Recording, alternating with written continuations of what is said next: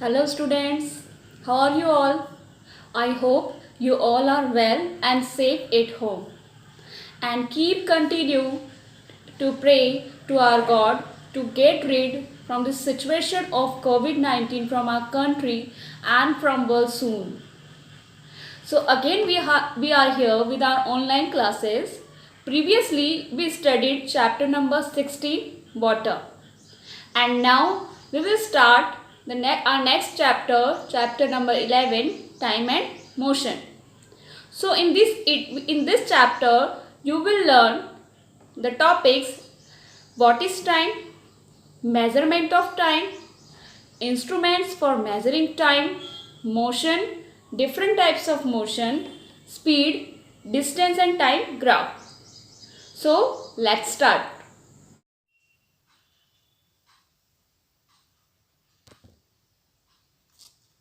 Chapter 11, time and motion.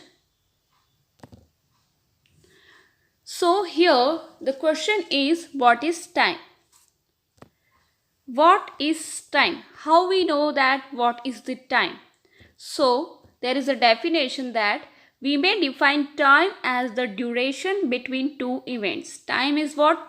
Means when two events happening, the time between these two events, this duration, we call this duration as time. Time goes on endlessly and continuously with events occurring in it. Whichever event, whatever event it happens, so time goes continuously with the events.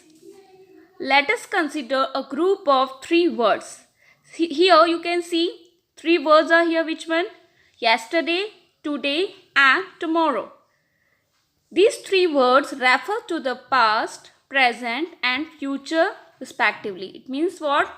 These three words also defines time. These three words also give us the meaning of time. Yesterday, today and tomorrow means yesterday the time of past, today the present time and tomorrow future time. So now measurement of time. How we measure time? What are the methods, devices we use to measure time? Here you see time is continuous, but we need to measure it. You know that time never stops. Once time started, it's continuously moving and flowing. So time is continuous. Time is a continuous process, but we need to measure it. But we can measure time in order to regulate our lives. Means for our living system, for our living life, we measure time in different ways, and we work also with the time. As you know, we go school on time, come again home on the time and all, na? So the time is a continuous process, and to live our life we need to regulate our we need to measure time properly. In ancient times, the need to measure time for determining seasons or when to grow crop. As you know, nowadays we have watches, clocks and all. But in ancient time, the technology and this type of watches and clocks were not there. So at that time, that time also need to measure time for determining seasons. Means when when the seasons will come, when to grow crops and all. So today we use clocks and watches to tell us when to get up and go to bed. But today we use time for clocks and watches what for the time for what for when go to bed, when to eat meals, when to do work, when to go to school and when to come home. So these are the process to measure time. So here you can see measurement of time using periodic events. Periodic event. Now periodic events means what? The event which happened repeatedly in the same period of time. Like what you see here. Some changes occurs regularly. Some changes always occur regularly, and in the same time it happens. That is, they are repeated after certain intervals of time. Means after a certain time period it continues repeated. and these periodic changes were used by the people in ancient times to keep track of events. And these type of periodic changes in ancient times people used to keep the track of event, means to measure time through the periodic changes. Like what periodic changes? Like what? Like changing of seasons, changing of day and night. So these were what? Periodic events, periodic changes, and through these people estimate time by using the periodic changes. Now here more you see some changes that happen again and again are rising and setting of the sun. You know, rising and setting of the sun happen again and again. Breaking of waves against the shore, breaking of waves also against the shore also happens again and again. To keep time, people probably counted such repeating events and used them to keep track of events that did not repeat. So people continuously repeating the and counted the time which continuously repeat and the events which not repeat. Here, for ancient people, the only changes that were truly regular were the motion of heavenly bodies in the sky. But in ancient time, for the ancient people, only changes, what were the changes? What were the changes? Periodic changes and continuously changes? The motion of heavenly bodies in the sky. The most obvious of these changes is the alternate occurrence of daylight and darkness. The example of these changes of heavenly bodies, because of this what happens? Because of this alternate occurrence of daylight and darkness caused by rising and setting of the sun. Means when sun rise we get daylight, and when the sun set we get darkness. So these were the process for using the time measurement in the ancient times. The time taken by the sun to rise, set and rise again is called a day. As I told you that setting of sun, rising and setting of sun cause a day and night.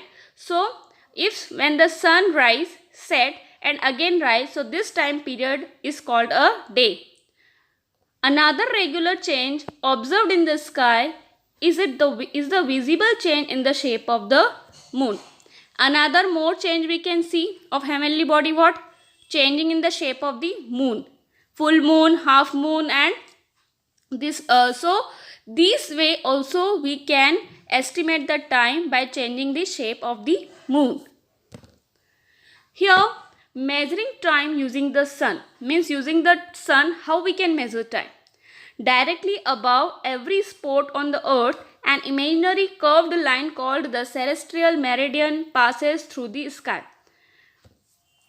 Whenever sun on the earth, it creates an imaginary curved line, and this imaginary curved line what called celestial meridian passes, and this line and the sun passes through this line through the sky.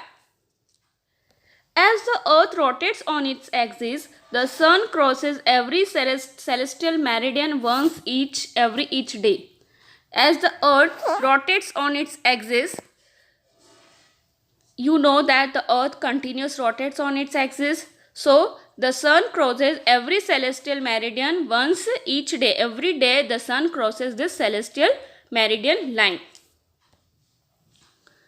When the sun crosses the celestial meridian above or particular place, the time there is noon. So, at whatever place when the sun crosses this meridian line, that place there will be what? Noon. 12 hours later, the time at that place is midnight. So, after the 12 hours of noon, what will be there? Midnight will be there. And the period from one midnight to next is called a solar day. And the period from one midnight to the next midnight is called what? A solar day. Now here we will see measuring time using the stars. By using the stars, how we can measure time. Astronomers also measure time by observing the Earth's rotation in relation to stars. Astronomers also measure the time by using the Earth's rotation related to the star's position. This time is called sidereal time, and when the astronomers measure time by doing the Earth's rotation and all, and so that this timing is called sidereal time. As the Earth rotates on its axis, an imaginary point among the stars called the vernal equinox. When the Earth rotates on its axis and the imaginary point among the stars means related to one star among different stars, so that imaginary point is called vernal equinox. The time when this happens is called sidereal noon, and at that position, at that place when this time happens, it is called sidereal noon. Here we will discuss measurement of time in ancient times. How by more process, how with the different more processes the measurement of time was done in the ancient times. So in ancient times, people used some natural events which repeated regularly after fixed time interval to measure time. As I have told you, and we have discussed right now, that what in ancient times people use natural events like what changing of heavenly bodies, natural periodic changes and all. Because why? Because it continuously repeated, and because of this, with the help of that, people use this for measuring time. It was observed that full moon occurs regularly after fixed time interval. As you know, full moon always occurs in a fixed time interval, in a regular fixed time interval, and the sunrise also occurs regular after fixed time interval. So the two natural periodic events which were used in ancient times to measure the time were the occurrence of full moon and sunrise. So these natural periodic events were using, and they were used this to measure their time in the occurrence of, in the presence of full moon and sunrise. Here you see the time from one full moon to the next full moon was called a month. So they observed the time from one full moon to the next full moon, and this time period they used to measure for a month. So this time period is called a month. Second point, the time from one sunrise to the next sunrise was called a day. As you know, the time from one sunrise to the next sunrise, we called it a day. So the important time measuring devices: sundial, sand clock and water clock. The important time measuring devices in ancient time. Nowadays what we are having? We are having different types of watches, clocks, digital watch, electronics watches and all many more things. But in the ancient time, these things were not there. So what were the things they used for measuring time? Like what? Sundial, sand clock and water clock. So we will discuss first sundial. You can see this picture of sundial. This is what? Sundial. Here sundial, you can see this plate is here and it creates a shadow. So with the different positions of the sun, the shadow position also keeps change. Now you see here, a sundial measures time by the position of the shadow cast by the sun. How measures sundial time? It measures time by the position of the shadow created by the sun. Means when the shadow with the different changing position of the sun, the shadow is created, and with the shadow we use for measuring time. The sun rises in the east, appears to move in the sky during the day. As you know, the sun rises in the east and finally sets in the west. Due to this apparent movement of the sun in the sky, the position of shadow of a vertical object on the ground changes continuously throughout the day. As I have shown you in this is the plate, and it is a vertical plate, and it is what more called, it is gnomon. Okay, so with the changing of this position of the sun, the shadow also change, and in this way, this is how we used to measure it time in this way. Here you see the sundial has a triangular blade which is fixed vertically on a dial marked with hours of the day. You have seen now that 1, 2, 3 numbering. Here these are the numbering. So these are for hours. So the sundial has a triangular blade which is fixed vertically on the dial marked with hours of the day. The sun casts a shadow of this vertical blade on this dial. So the sun casts a shadow of this vertical blade. As the position of sun changes in the sky, the position of shadow of blade on the dial also changes. So when the position of sun will change, the position of blade will also change.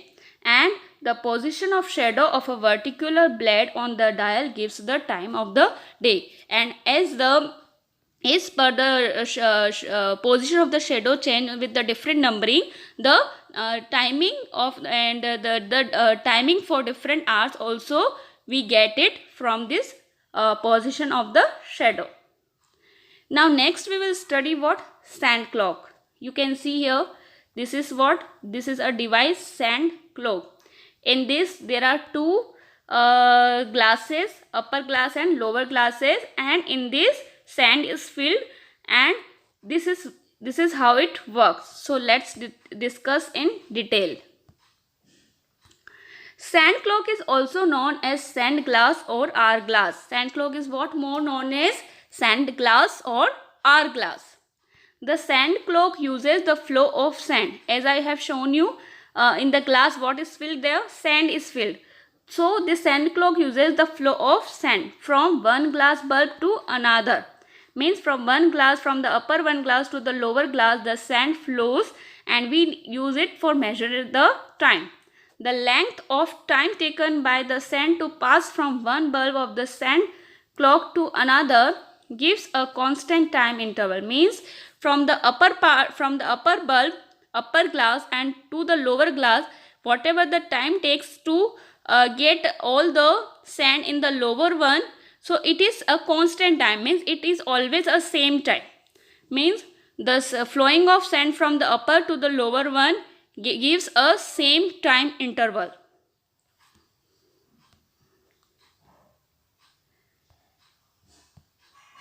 So here you will discuss in detail. A sand clock consists of two glass bulbs joined together through a narrow tube. Some sand is filled in one of the glass bulbs. As I have shown you, you can see again here, these are the two glasses and they are connected with this narrow tube, and the sand is filled in the glass, in the upper glass. The two glass bulbs are closed at the outer ends. When the sand cloak in some sand is filled in one of the glass bulb, it is not filled, it is filled. So in one of the glass bulb, first all the sands will be filled, then the two glass bulbs are closed at the outer end, they are connected with the outer ends. When the sand cloak is kept in such a way that the sand is in the upper bulb, the entire sand flows down to the lower bulb slowly. Means this sand from the upper bulb to the lower bulb, it will flow slowly. Entire sand will flow in a fixed time interval, and this time the time period in which the sand from the first glass to the next glass to the down one glass will fill, that time interval, that time period we will consider as a fixed time interval, and we can consider as 1 hour, 2 hour or more also. So when the sand clock is to be used again, it is turned upside down. If we have to sand clock again, once the sand has all get down in the lower one, we can make it upside down, so that what, the sand again will be in the top upper one bulb, and it will again doing the same process. The sand clock is usually filled with so much sand that it takes 1 hour to fall from the upper bulb to the lower bulb. So maybe this much of sand is filled in the glass, so that it takes 1 hour to come again in the lower bulb, and this is why sand clock is also called an hourglass, and this is the reason why sand clock is also called as hourglass. So here next we will discuss water clock. Water clock also works same as the sand glass or hourglass. A water clock uses the rate at which the water drips from one vessel to another. It means in this also we measure time when the water from one vessel, means from one glass, drips and come back to the another vessel. Water was allowed to drip from one vessel to another vessel capped at a lower level. Means we allow water to get drip from the one vessel to another vessel at the lower level. The time taken by the entire water to drip from one vessel to lower vessel was used for measuring time intervals.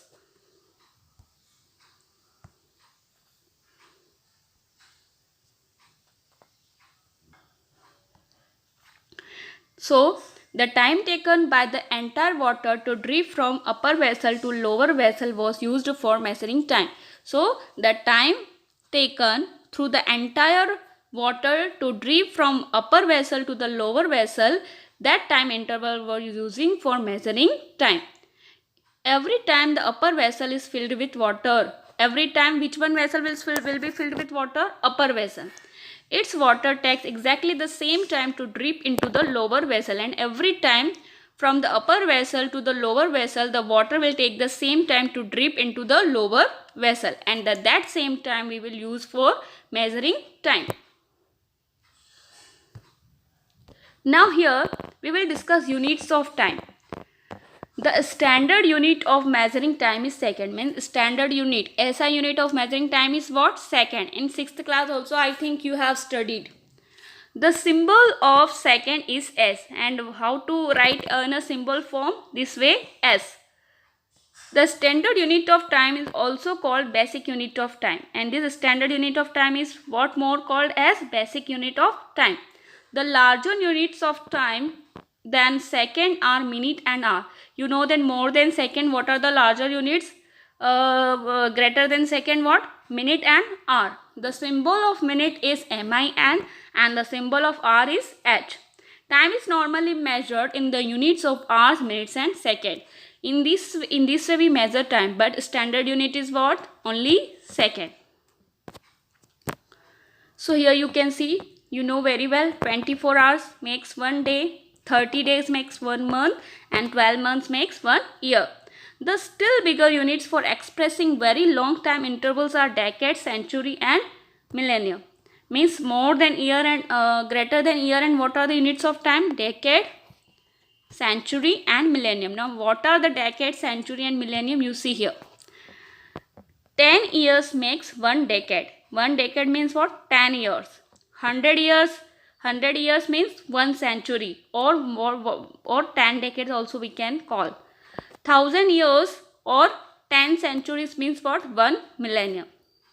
So different units of time are depending on the purpose of which they are to be used. So it depends on the purpose, for what purpose we want to use the unit of time. The ages of stars and planets are expressed in billions of years. If we want to estimate the age of stars and planets, so which unit we use? Billions. Why? Because billions of years of age of stars and planets are there. So we use for the planets and stars what? Billions of years. The two extremely small units of time which are used for expressing very small time intervals are what? Microsecond and nanosecond. Thank you.